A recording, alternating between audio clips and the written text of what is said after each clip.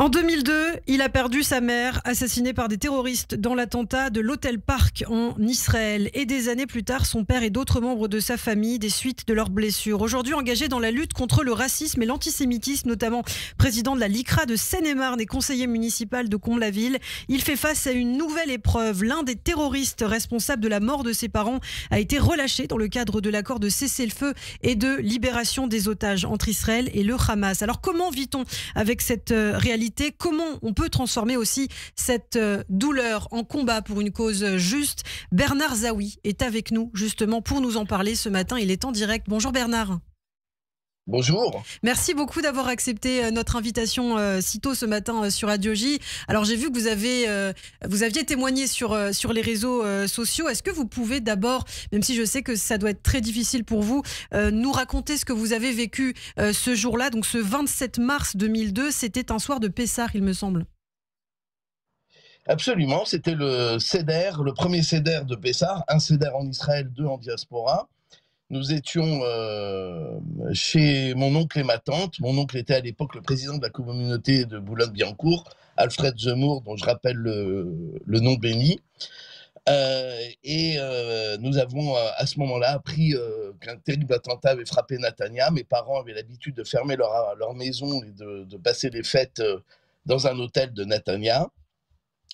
Ma sœur, mon beau-frère et ses enfants y étaient également. Nous devions y être, mais les vacances scolaires ne tombaient pas au bon moment, donc nous n'avons pas été là-bas.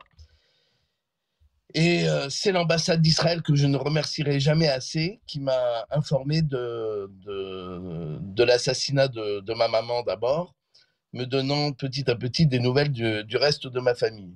Je tiens à dire que ce soir-là, le Quai d'Orsay m'avait annoncé qu'il n'y avait aucune victime française.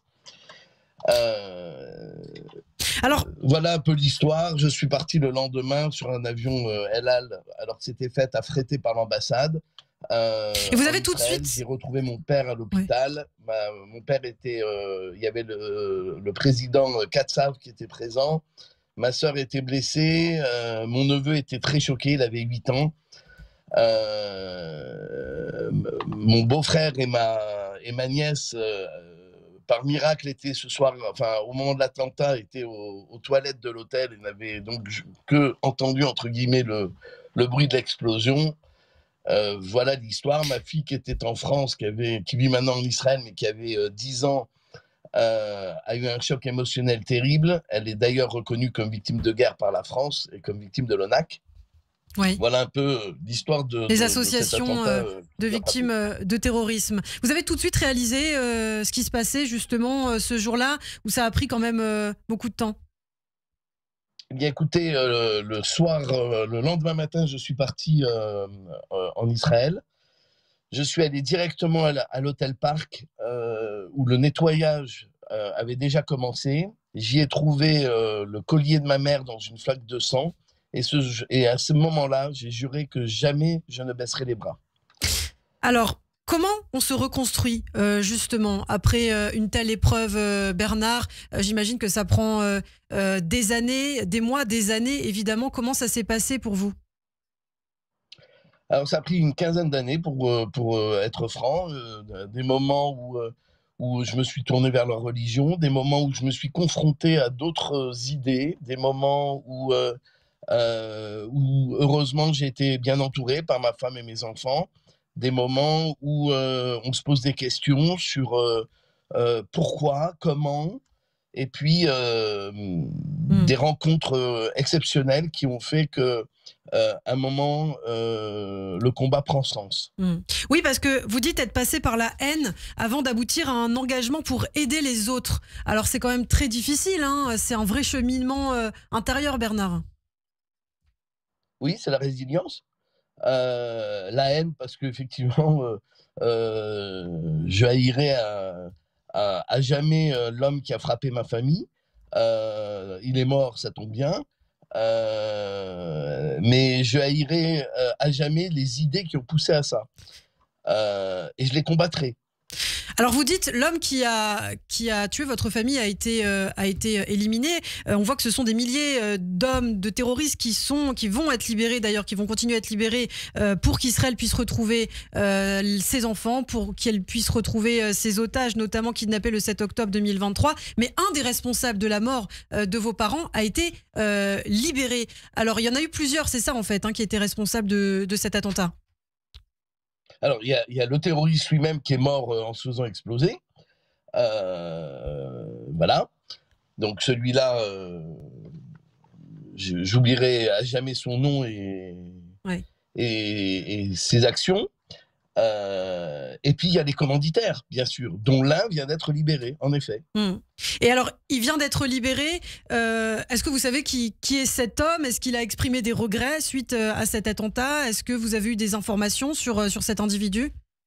Je sais qui il est, mais bien entendu, il n'a jamais exprimé de regrets et je sais pertinemment bien qu'il reprendra comme une partie de ceux qui viennent d'être libérés les armes contre Israël, car c'est leur ADN, quoi. Ouais. Mais une vie des vies doivent être sauvées. Nous avons encore un certain nombre d'otages détenus à Gaza et je suis favorable à cet échange. Mais ça, c'est quand même très fort, hein, parce que voilà, vous avez perdu vos parents dans cet attentat. Un des responsables de cet attentat va être libéré et vous dites, j'y suis favorable pour sauver d'autres frères et sœurs qui sont en danger dans la bande de Gaza. Absolument, absolument. Qui sauve une vie, sauve un peuple, c'est ma morale. Ma mère est une rescapée de la Shoah, mon père est un chassé des terres arabes d'Algérie. Je pense que l'un comme l'autre aurait agi exactement comme moi. Alors vous êtes justement très investi, hein, Bernard, dans la lutte contre l'antisémitisme, contre le racisme. J'imagine que votre histoire personnelle a nourri aussi cet engagement. Absolument, puisque j'ai créé la section de la LICRA de Seine-et-Marne, j'allais dire presque instantanément après l'attentat en 2002.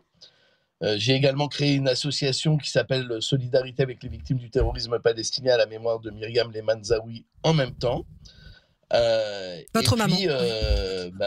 Successivement, les présidents nationaux de la LICRA m'ont fait confiance, m'ont donné des responsabilités et très récemment, le nouveau président de mon parti politique, Xavier Iacovelli, de Territoire de Progrès, m'a également fait confiance et m'a nommé délégué national à la lutte contre le racisme et l'antisémitisme. Votre maman disait qu'il y avait du bon et du mauvais en chaque peuple. Comment vous faites justement pour éviter les amalgames? C'est vrai qu'en ce moment, on est tenté par l'essentialisation de tel ou tel peuple. Comment faire pour résister à cela? En suivant le chemin de ma maman. Ma maman a été sauvée par les bonnes sœurs pendant la Shoah. Et donc, elle avait compris que dans chaque peuple, il y avait ceux qui livraient les Juifs aux nazis et ceux qui les protégeaient. Dans la ferme où étaient protégés mes grands-parents, la fermière, ma mère qui avait 14 ans, entendait, donc elle était réfugiée dans le grenier, enfin en haut, dans le grenier de cette maison que j'ai visitée étant adolescent. Et la fermière disait à son mari, si tu vends mes Juifs, je te tue. Le mari était collabo, la fermière était résistante. Incroyable histoire. Alors pour terminer rapidement, Bernard, quel message vous souhaitez peut-être transmettre aux générations futures pour éviter que de telles horreurs, de telles tragédies se produisent? Eh ben, suivre un peu ce que mes parents m'ont enseigné. Moi, j'ai promis, en trouvant le collier de ma mère et ensuite sur la tombe et sur la tombe de mon papa, j'ai promis de lutter pour le droit des Juifs à vivre en paix en France et en Israël en sécurité. Ça veut bien dire les choses. La paix en France, c'est lutter contre l'extrême droite et l'extrême gauche, et je lutterai toute ma vie contre les extrêmes en étant dans l'arc républicain. Et en Israël, c'est œuvrer pour que le sionisme, le vrai sionisme, celui qui a concouru à la création de l'État d'Israël, perdure à jamais. Eh bien, merci beaucoup. Merci Bernard Zawi d'avoir été avec nous. Merci pour votre force, votre courage et vos mots. On vous retrouve, je l'espère, très bientôt sur Radio J. Merci.